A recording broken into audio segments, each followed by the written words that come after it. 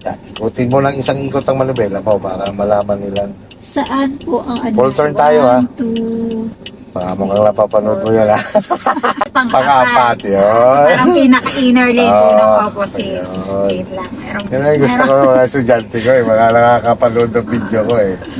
Yeah, ito po yung ano kay total onti pala. Pero pag marami na kasi, parang ang hirap kung sa ako na. Sige.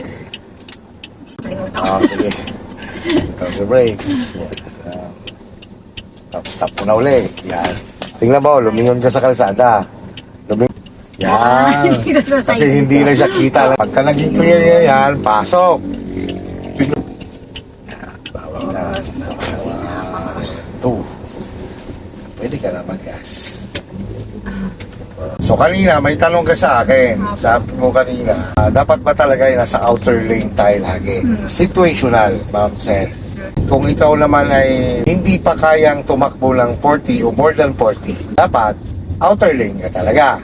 Ibig sabihin, magtitiis ka dun sa may patigil-tigil na jeep. Apo.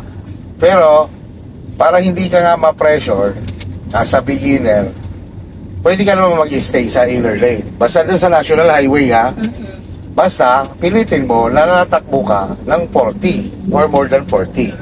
Kasi minimum 40, maximum 60. National road, di ba? Yung mga busy road. Yun lang naman yun. Kasi nga, minsan, kung mag-outer lane ka na mag-outer lane, pressure, gawa ng mga tumitigil, mga nakaparada, yan, sulyap sa kaliwa. Meron pala siya para. Pero pag expressway, lagi kang outer lane. Huwag kang tatambay sa overtaking lane. Pagpapalit naman ng linya pag marami kang kasabay, pag tingin mo naman malayo pa yung nasa yung parating, once kasi pumasok na yung gulong mo, isang gulong mo sa unahan, mag-a-adjust na yung mga sasakyan na parating. But depende pa rin, no? Lagi pa rin may merong depende. iba talagang ayaw kita na Kaya nga, pipilit pa rin yung gusto nila. lalo na Ma'am Sel, mga motor.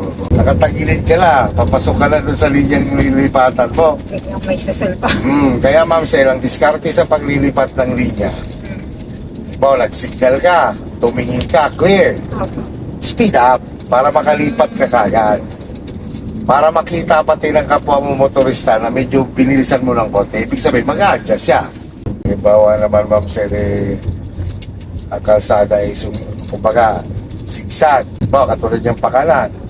Pag pinihit mo yung kanan mong kamay, lumuluwag ang kaliwa. Kumbaga siya yung tumutuna. Hantuhan lang. Pull push, pull push.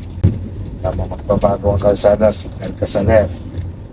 Wala, speed up ka ng konti. Huwag ka magbe-brake, speed up ka ng konti. Yan.